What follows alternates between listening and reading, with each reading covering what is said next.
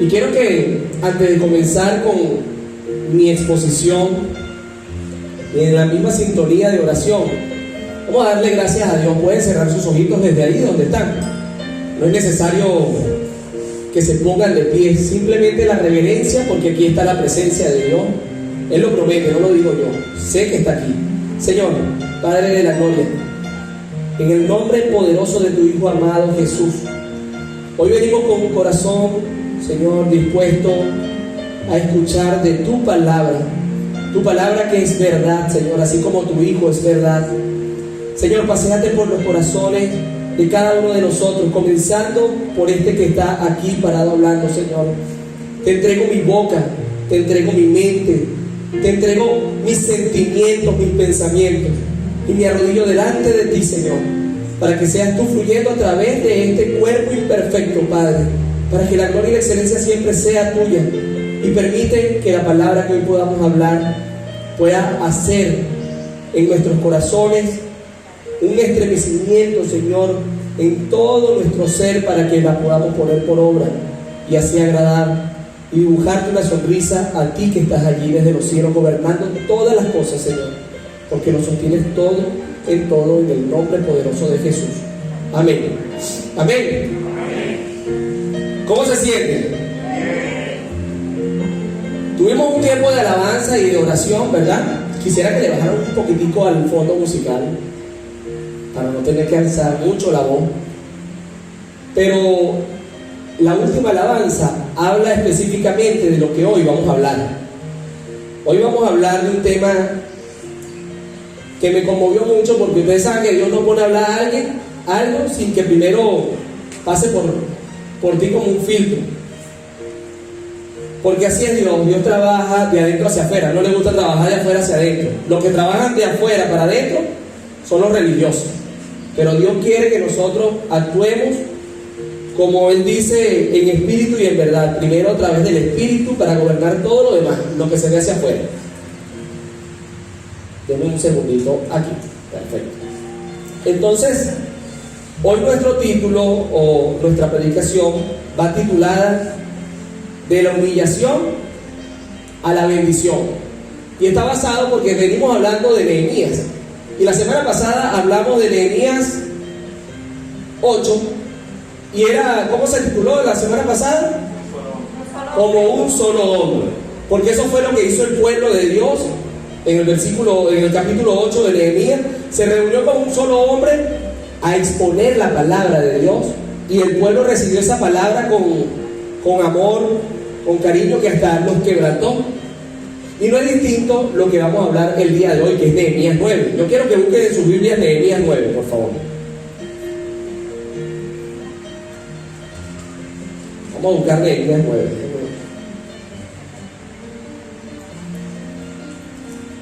¿Saben dónde está Nehemías? Después de Esdras y entre Génesis y Apocalipsis. Busquen el índice y aprendamos ahí. Yo los espero, no hay problema. No tenemos apuro, pero sí tenemos un tiempo que ahorrar. ¿Cómo se titula ahí Nehemías 9 en su Biblia? Esdras confiesa los pecados de Israel. Miren, hay cosas que en las iglesias a veces no se predican. Hay cosas que son muy confrontadoras y que muchas veces nosotros hemos estado viviendo en una época en donde el evangelio que se predica es un evangelio en donde le cuesta a los pastores decir las cosas que Dios quiere que se digan, porque son muy difíciles a veces de transmitir, porque muchas veces no saben cómo va a recibirlo. Pero como estamos en una iglesia en donde no tenemos ese tipo de conflicto, porque estamos convencidos que el que da convicción de pecado es el Espíritu Santo de Dios, y es necesario a través de la palabra, porque la palabra te limpia y te purifica. Entonces yo lo que voy a hacer es declarar esta palabra para que en los corazones de ustedes pueda el Señor trabajar ahí en lo más profundo de su ser. Fíjense que en el día 24 del mismo mes se reunieron, continuación de Nehemías 8 que hablamos la semana pasada. Se reunieron los hijos de Israel en ayuno y con cilicio y tierra sobre sí. Y ya se había apartado la descendencia de Israel de todos los extranjeros. Y estando en pie, confesaron sus pecados y las iniquidades de sus padres. Y puesto de pie en su lugar, leyeron el libro de la ley de Jehová, su Dios, la cuarta parte del día. Imagínense ustedes, hablar, la cuarta parte del día estaban escuchando la palabra de Dios, es decir, como 3 horas. Y la otra cuarta parte, confesaron sus pecados y adoraron a Jehová su Dios. Y luego se levantaron sobre la grada los levitas, Yeshua, Baní. ¿Saben lo que les dije la semana pasada? Mi esposa me regañó por eso. Me dijo que si aquí había un maracucho se iba a ofender, porque yo le dije, a veces los judíos parecen maracuchos y le ponen nombres difíciles a los hijos. Pero bueno, yo me disculpo. Yo tengo mi familia en maracucha. Baní, Cadmiel, Sebanía, Buní, todos ellos que estaban aquí, y clamaron en voz alta a Jehová su Dios, y dijeron los levitas, tal, levantaos y bendecid a Jehová vuestro Dios desde la eternidad hasta la eternidad, y bendígase el nombre tuyo glorioso y alto sobre toda bendición y alabanza. Tú solo eres Jehová, tú hiciste los cielos y los cielos de los cielos, y con todo su ejército, la tierra y todo lo que está en ella, los mares y todo lo que hay en ellos, y tú vivificarás todas estas cosas, y los ejércitos de los cielos te adoran. Tú eres Jehová, el Dios que escogiste a Abraham y sacaste de Ur de los caldeos y lo pusiste por nombre a Abraham, y hallaste fiel su corazón delante de ti, e hiciste un pacto con él para darle la tierra de los cananeos, del Eteo, del Amorreo, del Fereceo, del Jebuseo, del Gergeseo, para darla a su descendencia, y cumpliste tu palabra, porque eres justo. Y miraste la aflicción de nuestros padres en Egipto, y oíste el clamor de ellos en el mar Rojo, e hiciste señales y maravillas contra Faraón, contra todos sus siervos, y contra todo el pueblo de su tierra, porque sabías que había procedido con soberbia contra ellos, y que hiciste nombre grande como este día, dividiste el mar delante de ellos, y pasaron por medio de él en seco, y sus perseguidores echaste en las profundidades, como una piedra en profundas aguas, como columna de nube, y seguiste de día, y con columna de fuego de noche, para alumbrarles el camino por donde habían de ir. Y sobre el monte de Sinaí descendiste y hablaste con ellos desde los cielos, y diste juicios rectos, leyes verdaderas y estatutos y mandamientos buenos. Y le ordenaste el día de reposo santo para ti por la mano de Moisés tu siervo. Y seguimos alabando, porque aquí era un recordatorio desde que agarró a Abraham hasta ese momento que estaba Dios levantando a su nación nuevamente, reconstruyendo los muros y levantando su santo templo. Y voy a leer el 35. Ustedes lo van a leer en casita, por cuestión de tiempo. Y ellos en su reino y en tu mucho bien que les diste, y en la tierra espaciosa y fértil que le entregaste, delante de ellos no te sirvieron, ni se convirtieron de sus malas obras. Y el 37, y se multiplica su fruto para los reyes que han puesto sobre nosotros por nuestros pecados, quienes se enseñorean sobre nuestros cuerpos y sobre nuestro ganado conforme a su voluntad, y estamos en gran angustia. El último versículo termina en el 38, que es un acto de la voluntad del pueblo después de haber confesado sus pecados. Es decir, allí hicieron acuerdos y establecieron estatutos, porque lo que hace Dios cuando tú te arrepientes verdaderamente es que vas a poner en acción lo que Él depositó en tu corazón. Amén. Amén.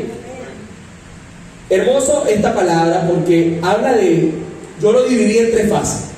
Lo primero que hizo el pueblo fue humillarse y reconocer su pecado delante de Dios. Y es algo que hoy en día nosotros, como hijos de Dios, Dios está haciendo un paréntesis en el tiempo. y trabajó cada uno de nosotros en los hogares. ¿Y por qué trabajó? Porque muchas veces nosotros los hombres podemos ser un obstáculo para la obra perfecta de Dios. Dios trabaja en la intimidad. Él quiere hablarte cara a cara y decirte lo que tienes que hacer y lo que tienes que sacar de allí para poder caer rendido delante de Él. Si nos vamos al proceso de Nehemías 9, vemos que la confesión sincera procede de un verdadero arrepentimiento. Fue lo que había hecho el pueblo. Ellos habían leído la palabra y se habían arrepentido por completo, y después vino la confesión del pecado. Esa era una práctica judía. Ellos tenían por costumbre, imagínense, después de 70 años de no haber escuchado nunca la ley de Dios predicada en público, fueron confrontados nuevamente por esa palabra. ¿Y es por qué? Porque la ley de Dios hace eso. ¿Por qué Dios creó la ley? ¿Qué hace la ley de Dios en nuestras vidas? La ley de Dios lo que hace es confrontar nuestros pecados. Fíjense algo, vamos a buscar, si tienen allí, el versículo de Romanos 3:20. Romanos lo predicamos hace un año atrás, ¿verdad? Hablamos de Romanos y hablamos en el libro de Romanos acerca de este versículo, que lo explicamos muy bien. Pero la ley de Dios lo que nos hace reconocer es nuestra condición de precariedad, nuestra condición de miseria, de pecadores. Y Dios lo que quiere es, a través de su ley, mostrarnos esto. Dice: ya que por las obras de la ley ningún ser humano será justificado. O sea, por la ley podemos llegar a salvarnos. La palabra de Dios no nos enseña eso. Es imposible cumplir la ley de Dios. Por lo tanto, dice, porque por medio de la ley es el conocimiento del pecado. Y fíjense lo que dice Romanos 3:23. Por cuanto todos pecaron, estamos destituidos de la gloria de Dios. Pero Romanos 6:23 habla de que porque la paga del pecado es muerte, mas la dádiva de Dios es vida eterna. ¿En quién? En Cristo Jesús. Porque Efesios habla de que no es por obras, no es por lo mucho que usted haga, no es por las muchas cosas que usted pueda agarrar y ejecutar en su vida que Dios lo va a hacer acepto. Porque antiguamente pensábamos que iba a venir un día y entonces nos iban a poner una balanza, las cosas buenas y las cosas malas que hicieran. Pero esto no es lo que dice el Señor. Lo que dice Dios es que fue un regalo que ninguno de nosotros merecemos. Y lo que hizo este pueblo fue humillarse. ¿Y por qué es tan importante la humillación? Porque fíjense algo, el hombre combate con un sentimiento en su corazón increíble, que es la soberbia, el orgullo. Nosotros, enséñale a un niño a ser malo. ¿Usted le puede enseñar a un niño a ser malo? Naturalmente el niño ya es malo cuando nace. Pongan una chupeta, 2 niñitos allí para ver si no se van a pelear por la chupeta. Póngase a ver su nieto, sus hijos, cuando usted los crió. Lo que nos instruye el Señor es que debemos enseñarle lo bueno, no debemos enseñarle lo malo, porque ya lo malo nace dentro de nosotros. Y como veía aquí el libro de Nehemías, ellos hablaban y decían: ya se habían apartado de la descendencia de Israel todos los extranjeros, versículo 2, y estando de pie confesaron sus pecados. Quiero hablarles hoy, amados hermanos, y en el nombre poderoso de Jesús, quiero hablarles de lo que es la humildad. ¿Usted se considera humilde? Le pregunto. ¿En algún momento ha actuado con humildad? Lo estoy desarrollando. ¿En algún momento ha actuado usted con humildad? Puede ser que sí. Y eso es un acto de interiorizar o una introspección que muchas veces nos lleva a que hemos actuado de mala manera. Y fíjese algo, todos los que están aquí, de alguna manera, alguna vez han actuado con humildad. ¿Y saben cuándo ustedes actuaron con humildad? El día que reconocieron a Cristo, porque sabían que era imposible hacer algo para merecer esa salvación. Y hoy Dios quiere recordarnos eso precisamente. Los primeros cristianos, en los años 300 después de Cristo, después de que vino su crucifixión, ellos practicaron algo importante. Esto está en un libro que estaba leyendo y lo extraje. Ahorita le doy cuál es la referencia bibliográfica porque tengo el teléfono por allí. Pero fíjense algo, yo predicaba algo que estaba en la palabra, en Efesios 4, 9, Efesios 4 del 9 al 10. Se lo voy a leer, dice: y aquel que subió ¿qué es? Sino también el que descendió primero a las partes más bajas de la tierra. Y el que descendió, él mismo también subió por encima de todos los cielos y lo llenó todo en todo. Ellos practicaban la humildad como un principio básico para reconocer su necesidad ferviente de Dios. Y eso es lo que Dios quiere que hoy recordemos. Fue lo que hizo el pueblo en ese momento. Reconocer su necesidad ardiente de Dios. Una necesidad consciente, porque muchas veces se nos olvida y nuestra ambición personal nos lleva muchas veces a querernos relacionar con Dios, pero también a poner cosas en nuestra mente, ¿verdad?, que nos ayudan a señalar a los demás y tratar de decir qué bueno soy yo, qué bueno lo que Dios me ha revelado, qué bueno lo que yo he hecho para el Señor. Y eso hace una separación increíble de parte de Dios, porque eso era lo que hacían los fariseos. Entonces, ¿usted quiere ser humilde? ¿Qué es la humildad? La humildad es una virtud atribuida al desarrollo consciente de nuestras propias limitaciones y de nuestras debilidades. Entonces, usted debe luchar con algo para poder relacionarse con Dios. Usted lucha con una sombra en su vida, y esa sombra que lo persigue es la falta de humildad. Hay una historia que les puse aquí que quería leerles, y es un anciano. Fíjense algo, ¿por qué es necesario la humildad? Búsquense Mateo 5:3. Vamos a buscar un momentico aquí en la Biblia para ver qué dice la palabra de Dios. ¿Cuál es la condición que debe tener todo hombre para poder poseer el reino de Dios? Cuando lo tengan, digan amén, para yo saber. Amén. ¿Quién lo lee? Ahí en voz alta. Bienaventurados los pobres en espíritu, porque de ellos es el reino de los cielos. ¿Usted quiere ser o pertenecer al reino de los cielos? Hoy Dios quiere que recuerde que usted tiene que ser un pobre de espíritu. Si esa actitud no está en su corazón, si no dice, no, ya yo pasé por allí, ya yo tengo a Cristo, ya yo estoy chévere con el Señor, hoy Dios quiere recordarle la actitud de humildad en su corazón. Porque si usted está haciendo eso, usted está combatiendo contra usted mismo. Y aquel que mismo descendió, porque se entregó a sí mismo y descendió a la tierra, es para recordarnos la posición que Dios quiere que nosotros tengamos, que fuimos creados, que pertenecemos, aunque somos o estamos en este mundo y no pertenecemos al mundo, tenemos una condición en donde combate nuestros sentimientos y nuestras emociones. Quiere Dios recordarnos que fuimos hechos a imagen y semejanza, pero tenemos la debilidad de combatir con nuestro carácter. Fíjense esto, había un anciano que se le preguntó qué era la humildad, y él respondió, miren, la humildad es una gran obra, una obra de Dios. El camino para la humildad, sin embargo, es trabajar y tenerse a sí mismo como un pecador y someterse a los demás. Y le preguntaron, ¿qué es eso de someterse a los demás? Ya te lo voy a explicar.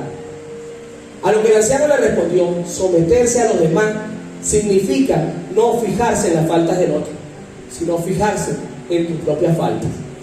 El anciano le indicó entonces algunos ejercicios que tenía que hacer con la humildad. Entonces, para él se trataba de ver su propia realidad y aceptarla, en vez de ocuparse de los pecados de los demás. La humildad significa seguir a Cristo, pero en lo íntimo. No gloriarse de lo bueno que uno hace, sino más bien decir, como un tesoro abierto, así también la virtud pública se disminuye. Y como la cera se derrite en el fuego, el alma cae de su limpia intención, por la alabanza se derrite. Otro pensamiento dice, es imposible que las plantas y las semillas salgan al mismo tiempo. Así es imposible gozar de fama del mundo y al mismo tiempo dar frutos para el cielo. Se lo vuelvo a repetir. Así como es imposible que las plantas y las semillas salgan al mismo tiempo, de la misma manera, el agradar al mundo y dar frutos para el mundo es difícil si primero, al mismo tiempo, dice, también es imposible gozar de fama para el mundo y al mismo tiempo dar frutos para el cielo. Habla de una condición, y la condición es que lo que tú hagas para Dios, tienes que guardarlo allí en tu corazón. La gloria es para Él. Él no está esperando la admiración y la aprobación de hombres, y eso es algo con lo que combatimos todos los días. Es algo con lo que yo he combatido durante mucho tiempo. Segunda de los Corintios 12:9 dice, me ha dicho, bástate en mi gracia, porque mi poder se perfecciona. Hermano, este versículo y Pablo lo entendía también, que decía que cuando él se hacía débil, ahí se mostraba la gracia y el favor de su Padre. Entonces nosotros tenemos que tratar y procurar de que tratemos de notar nuestra debilidad, conocerlo, estar consciente de eso, para que el poder y la perfección de Dios se fortalezca en nosotros. Mire, Dios lo que quiere para nosotros no lo vamos a conocer si tenemos altos ideales o si frecuentemente expresamos nuestra ambición del querer alcanzar altos ideales y ser mejores que los demás. Dios no puede relacionarse con esa clase de personas. Es más, mientras usted esté peleando con eso, ¿sabe algo? Dios es a su lado. Espera a que usted reconozca su posición de creación y no de creador. Mateo 11:29. Miren lo que dice Mateo 11:29. Es un versículo muy clave, porque Dios no dijo hagan milagros, vayan y prediquen, aunque sí lo dijo Jesús, vayan y prediquen, pero ahí había algo más importante para él, que era denotar una conducta en el hombre. Dice: lleven mi yugo sobre ustedes, aprendan de mí, que soy manso y ¿qué? Y humilde de corazón. Eso es lo que Dios quiere que nosotros practiquemos: mansedumbre y humildad, y hallaréis descanso para nuestras almas.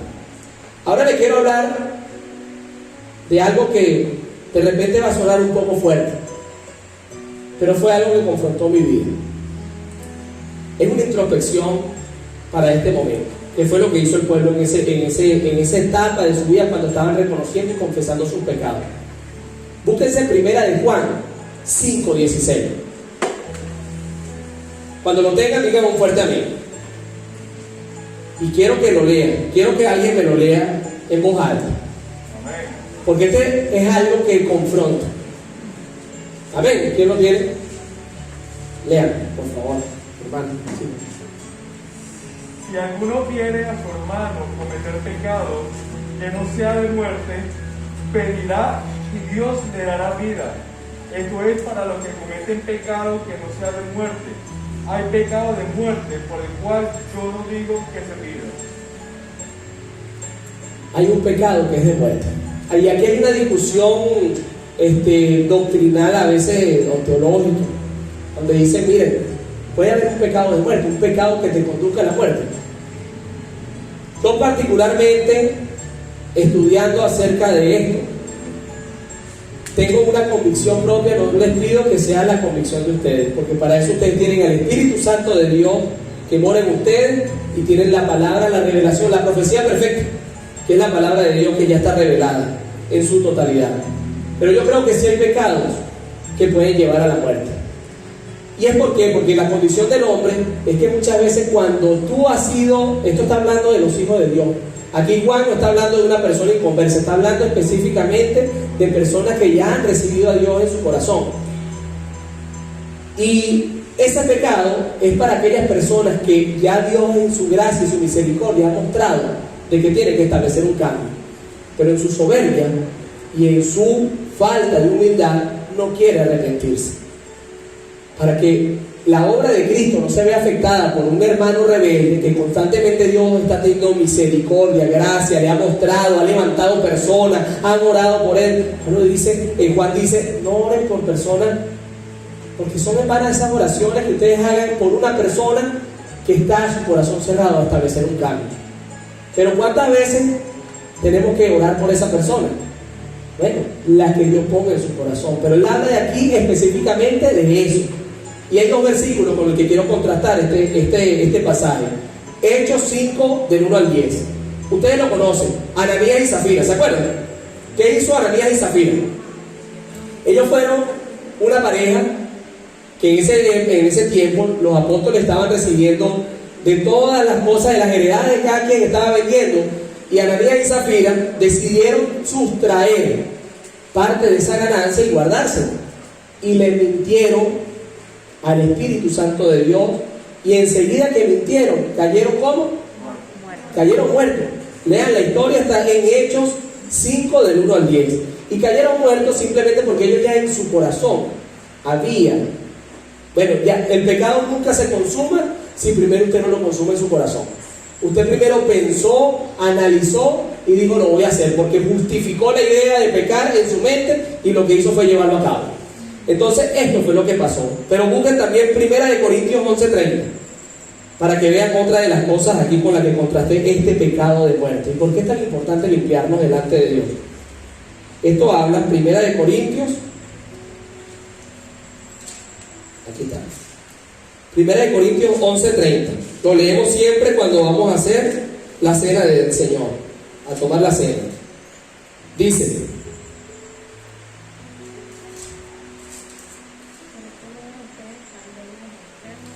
si es necesario gloriarse. No, este es 2 Corintios, ya va, que me pasé. 1 Corintios 10, aquí está. 30. Dice: por lo cual hay muchos enfermos y debilitados entre nosotros, y muchos duermen. Otra versión: y muchos han muerto. Por lo cual, si lo leemos desde el 28, por lo tanto, dice aquí el apóstol Pablo en esta carta, pruébese uno mismo, medite su conciencia y vean si hay algo en usted. Porque dice: por lo tanto, pruébese cada uno a sí mismo y coma así el pan y beba la copa. Porque el que come y bebe indignamente, sin discernir el cuerpo del Señor, juicio come y bebe para sí, por lo cual muchos están enfermos. Esta es una de las cosas que puede haber: enfermedad por falta de confesión de pecado. La segunda es debilitados, y otra es muchos muertos. Entonces, hermano, lo que Dios quiere el día de hoy, y no es que yo esté predicando un evangelio de calamidad, por el contrario, lo que Dios quiere hoy es que usted tenga conciencia de lo que lucha dentro de su interior y dentro de su ser. Hay una historia de un perrito que era de la calle y vino una familia y lo adoptó. Ese perrito lo tenía el hombre en su patio, pero el perro constantemente llovía, sol, lluvia, y se le los pelitos, la piel andaba como con nudos, ¿sabes? Que cuando el pelo de los perritos son lanosos, se le anudaba. Pero ese perro, nada. O sea, él estaba tranquilo ahí viviendo su vida de esa manera. Y había un hombre que siempre pasaba, ¿verdad? Y ese hombre, cuando pasaba, veía el perro y le daba lástima. Y veía que el dueño no le compraba nada para cubrirlo, ni le hacía un techito. A lo cual el hombre movido le pidió permiso al dueño y le dice: ¿usted me permitiría que yo le comprara a su perrito una casa? Y el hombre fue con un remate de eso de venta de garage y le compró la casa y se lo regaló. Pero notaba que pasó un año y el perro no dormía dentro de la casa, sino que todo el tiempo se echaba ahí fuera, al lado de la casa. Llovía, se inundaba y ahí estaba. A veces nuestra vida es así cuando luchamos con nuestra soberbia y con nuestros pecados. Dios nos ofrece una cobertura, es su gracia, es su poder, lo que está allí disponible para nosotros, al lado de nosotros, a una oración de distancia. Pero ¿sabe algo? Muchas veces luchamos con nuestros pensamientos de soberbia y decir: ahora, o no estaba acostumbrado nunca a vivir dentro de una casa, o no puede ser que yo tan solo lo que tenga que caminar y meterme y listo, ya no tengo que hacer nada.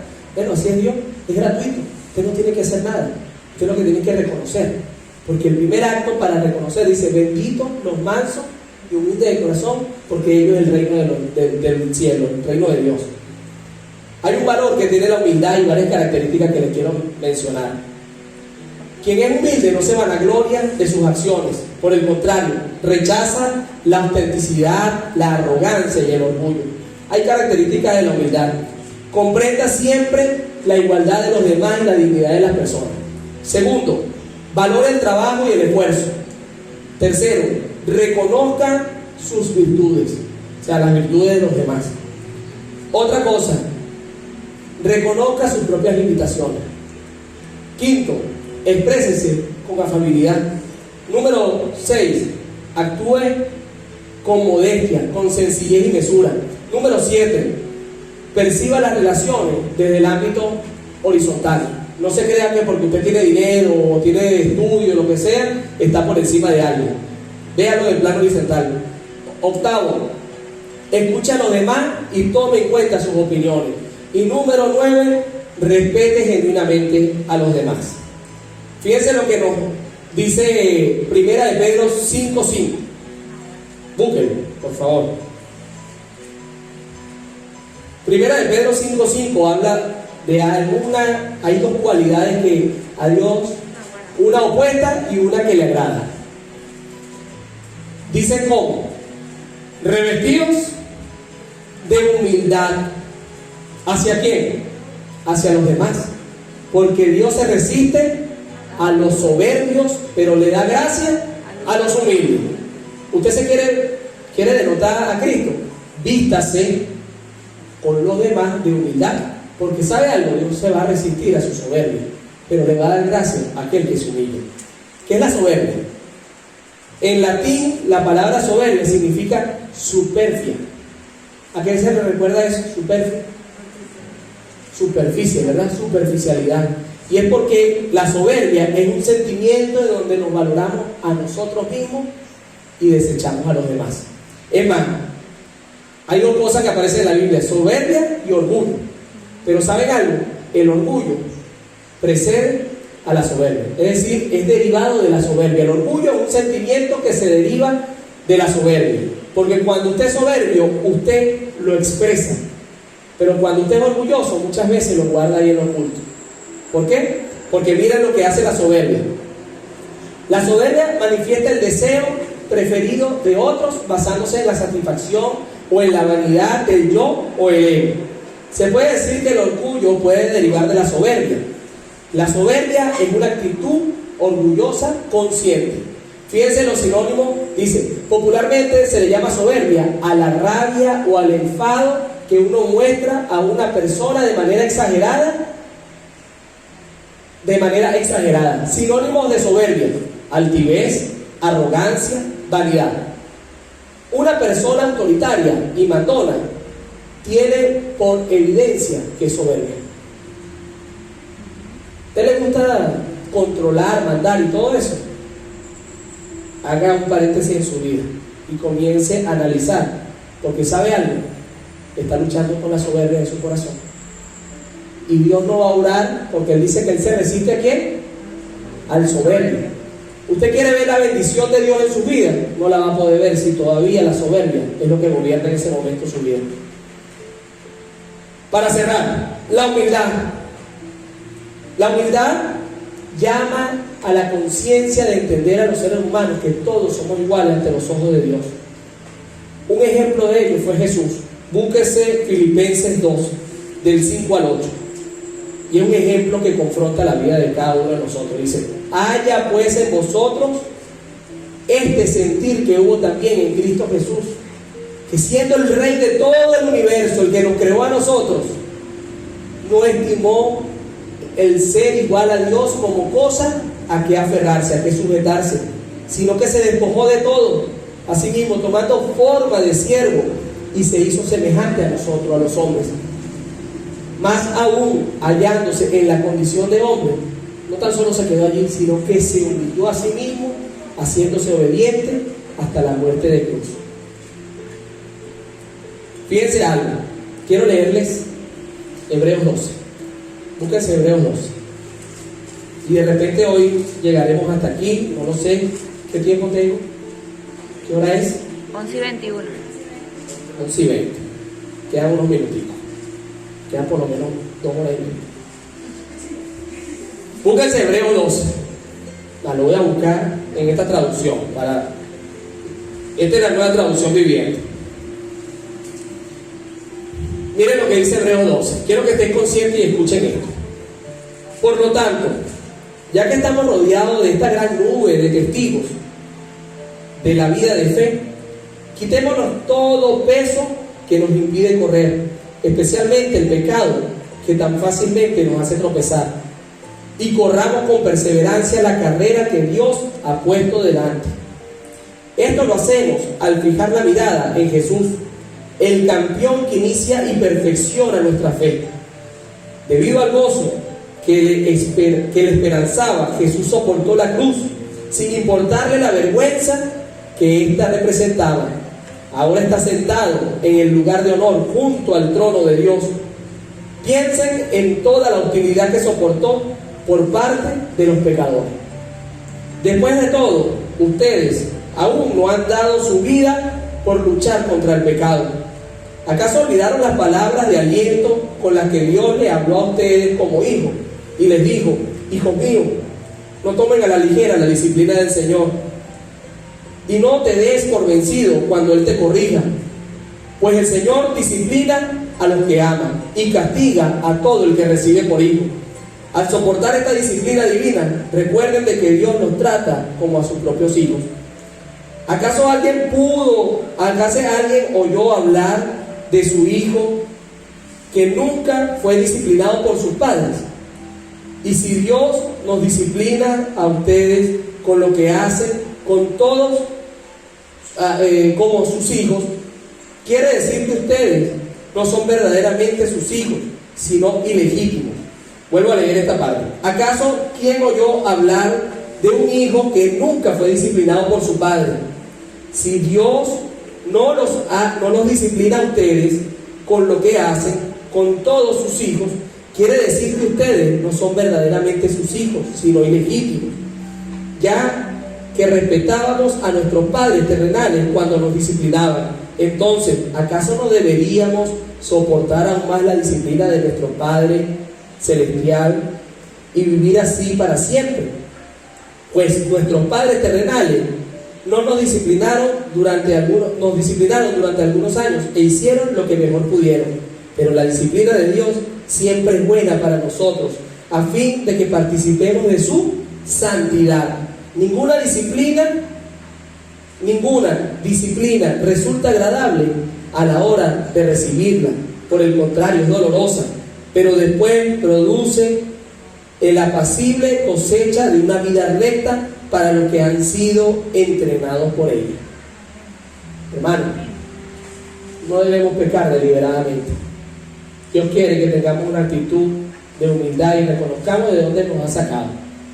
Porque recuerden que esto fue lo que hizo este pueblo, y un verdadero arrepentimiento le va a dar honra a Dios para poderlo alabar y para poderlo exaltar, porque Dios nunca se va a juntar con alguien ni va a recibir la adoración y la alabanza de alguien que todavía tiene pecado sin confesar.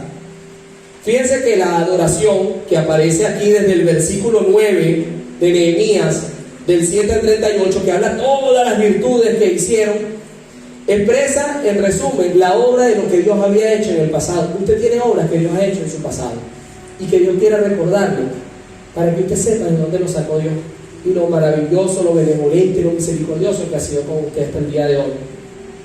Por lo tanto, sea agradecido de las experiencias de su pasado, para que le permita a Dios que a través de la disciplina y de la corrección pueda formar ese metal, ese oro hermoso que es probado en el fuego. Y por último, quiero que busquen. Dios busca a los verdaderos adoradores que lo adoren ¿en qué? ¿Qué es el espíritu? Nosotros somos cuerpo, alma y espíritu. Todo lo que está en el espíritu se siembra en su mente, en su alma, y el alma va a ejecutar o va a reaccionar en armonía con tu cuerpo. Entonces Dios quiere que todo lo que hagas lo hagas de adentro para afuera. Por eso dice: ¿me quieren adorar? Adórenme primero en el espíritu, para que todo lo que está dentro de su interior sea lo que refleje tu alma y refleje tu cuerpo. Esos son los verdaderos adoradores. Fue lo que hizo este pueblo al adorar y exaltar todas las virtudes de su Dios desde el pasado hasta ese momento. ¿Y saben algo? Todo esto nos llevó a experimentar una verdadera bendición. Hemos vivido un evangelio en donde hemos predicado muchas veces el evangelio de prosperidad. El evangelio donde podemos decir: mi hermano está bendecido porque tiene casa, porque tiene carro, porque tiene negocio. ¿Y qué pasa con el de humilde condición? ¿Acaso ese Dios lo desechó y se olvidó de él? Eso no es una realidad, hermano. Hay una gran mentira que tiene que ser desmantelada de nuestra mente y de lo que nos enseñaron a nosotros en el pasado. Porque la verdadera bendición que Dios quiere que experimentemos, así como la experimentó el pueblo de Dios, es esta que está aquí en Mateo 5. Ustedes quieren ser bienaventurados, este debe ser la radiografía que rige su vida. Cuando las personas lo vean, usted debe de notar esto que está aquí. Mateo 5:3. Usted es bendecido cuando es pobre de espíritu, porque de usted va a ser el reino de Dios. Usted es bendecido cuando llore, porque ¿sabe algo? Cuando usted llora recibe consolación. ¿Sabe cuándo usted es bendecido? Usted es bendecido cuando es manso, porque los mansos recibirán la tierra por heredad. ¿Cuándo usted es bendecido? Usted es bendecido cuando tiene hambre y sed de justicia. ¿Por qué? Porque Dios lo va a saciar. Usted también es bendecido cuando sea misericordioso, porque ¿sabe algo? Si usted es misericordioso, usted va a alcanzar misericordia. A veces Dios quiere que pierda a usted para que gane a alguien más. Esa es la misericordia. Usted quiere ser bendecido. Bendecidos son los pacificadores, porque ellos serán llamados hijos de Dios. Usted no está añadiéndole ni buscándole la paja del hermano, sino que usted está viendo su viga y tratando de enderezarla para que pueda ser un pacificador. Y también usted es bienaventurado cuando padece persecución por causa de la justicia, porque de ellos es el reino de los cielos. Y usted es bendecido también cuando por causa de Dios lo vituperen y lo chalequeen y lo agarren y le digan que chivo, va para la iglesia, va por la Biblia, ahora sí te cambiaste. Bienaventurado cuando por mi causa te vituperen y te persigan y digan toda clase de mal contra ustedes, mintiendo. Gócense y alégrense, porque tu galardón es grande en el reino de los cielos. Con esto termino. Había un hombre que se encontró un alacrán metido en el río, y él decía: cónchale, se va a ahogar, yo lo voy a sacar. Y veía otro hombre que estaba del otro lado de la orilla, que agarraba el alacrán y el alacrán lo picaba, y lo agarraba y lo volvía a picar, y el hombre iba con tanta insistencia hasta que lo logró sacar. El otro hombre se le acerca y dice: hermano, ¿usted no está consciente de que usted está sacando un alacrán? La naturaleza del alacrán es picarte. Y él le dice: bueno, pero mi naturaleza es ayudar, y yo no voy a cambiar mi naturaleza porque los demás sean alacranes. Y eso es lo que Dios quiere que hoy usted reflexione. Muchas veces usted va a encontrar en la vida que va a tratar de ayudar a la persona, que va a tratar de hacer alguna actitud correcta, pero muchas veces vas a ser señalado, te van a ver como el malo, te van a ver como el duro. Pero sabes algo, cuando tú te tomas el tiempo muchas veces de tratar de ayudar a alguien que no lo percibe de esa manera, muchas veces puede ser que te esté inyectando un veneno. Sin embargo, tu naturaleza debe ser la de un hijo de Dios. Bienaventurado cuando por la causa de hacer lo correcto te vituperen, porque la gloria no la vas a recibir de los hombres, la gloria la vas a recibir de tu Padre en el cielo. Vamos a orar. Padre, hoy doy gracias, Señor, porque como dice tu palabra, quiero leerles algo maravilloso, porque no quiero terminar. Miren, Dios siempre nos agrega valor. Dios nunca ha sido... ¿Quién quiere estar con una persona que lo esté condenando a uno constantemente? ¿Quién quiere estar al lado de alguien que te esté recordando tus imperfecciones y tus debilidades? Nadie. Eso era lo que hacía la ley de Dios, nos confrontaba. Pero la naturaleza de Dios no es así. Y se lo voy a leer porque lo dice Juan 3. Y Juan 3 dice: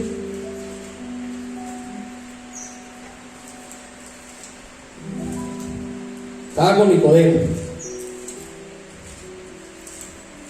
Juan 3:16. Hay una canción especial de Juan 3:16.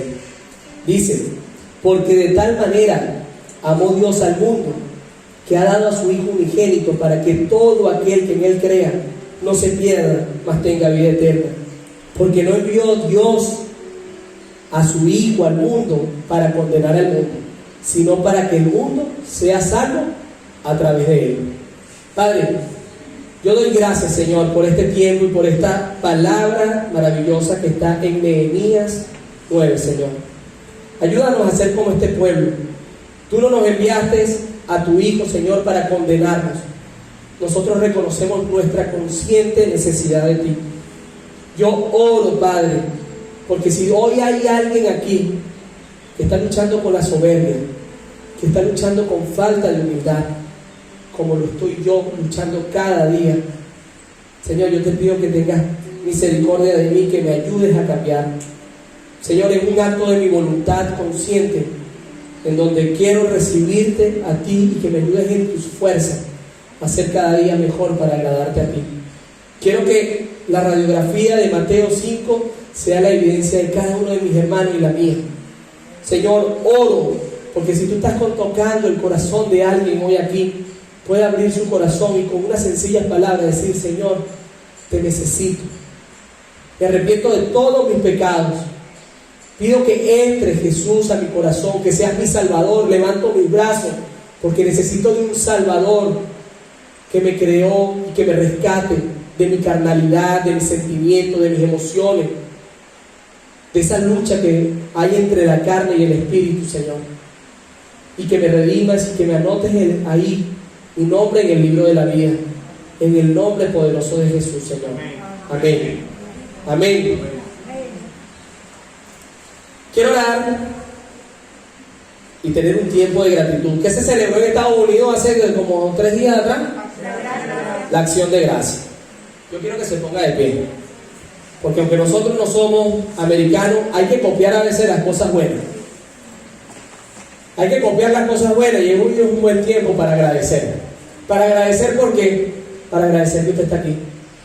Para agradecer que Dios nos regaló una familia y véase a los lados. Véase a los lados para que vea a su familia. Y aunque muchas veces no tenemos nuestra familia, la que anhelamos, estar aquí cerca, como el caso de mis hermanos que tienen su familia en Estados Unidos y otros están en El Dorado, cumpliendo una valiosa misión.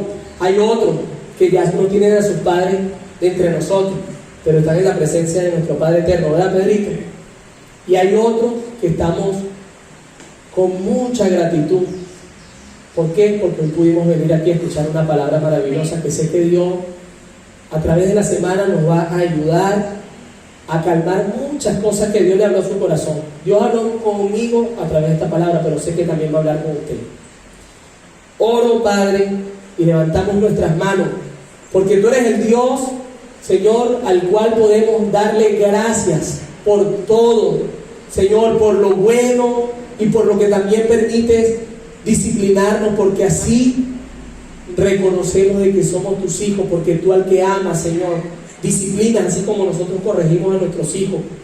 Y tú no nos tienes por bastardo, porque tienes en cuenta el amor que tienes hacia cada uno de tus hijos, porque tú no vienes sino por una iglesia pura y sin mancha, una iglesia gloriosa.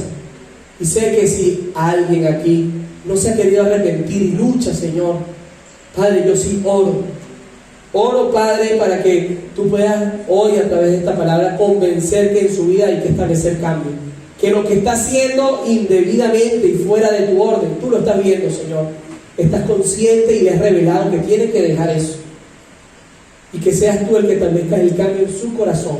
Tú eres el que ves en lo íntimo y tu Espíritu Santo es el que da, Señor, convicción de pecado. Pero como tú eres el Dios que da pan al que come y semilla, es al revés, da semilla al que siembra, pero también das pan al que come, Señor. Hoy queremos sembrar generosamente para cosechar generosamente, Señor, porque dice la palabra de Dios que el que siembra generosamente, generosamente también recibirá. Y que ustedes, hermanos, al igual que yo, demos con gratitud y no con algún tipo de atadura o algún tipo de predisposición en nuestra mente, porque Dios da, ¿verdad? Y ama al que da con alegría. Señor, yo oro para que la bendición tuya, tu gracia, tu favor, Señor, tu alimento, el alimento celestial, el que alimenta nuestro espíritu, también el alimento físico, Señor, nunca falte en los hogares de mis hermanos. Que nunca falte, Señor, el pan en sus casas, y que también, Señor, nunca falte tu presencia. Que te pasees por cada rincón, Señor, de nuestro hogar y por lo más profundo de nuestro ser, para cada día transformarnos, porque el que comenzó la buena obra la va a perfeccionar, Señor, hasta el final de nuestros días, en el que estemos en tu presencia. En el nombre poderoso de Jesús traemos tus ofrendas a ti, Señor. Les recuerdo que las ofrendas las pueden dejar al salir allá al final. No se sienta aludido el que está por primera vez aquí. o el que no tenga convicción de esto. Eso es un trato de Dios con cada uno de ustedes, porque nosotros damos de lo que el mismo Dios nos ha dado a nosotros. En el nombre de Jesús. Amén. Quiero que alabemos esta canción. Con esta canción vamos a imaginarnos y a trasladarnos a que estamos ahí en el cielo con Dios. ¿Cuánto desearían ustedes un día levantar sus brazos o estar de rodillas? No lo sabemos, pero darle gracias a Dios por lo que ha hecho. ¿Cómo será al estar junto a ti? Puedo imaginarme lo que allí veré con tu rostro frente a mí.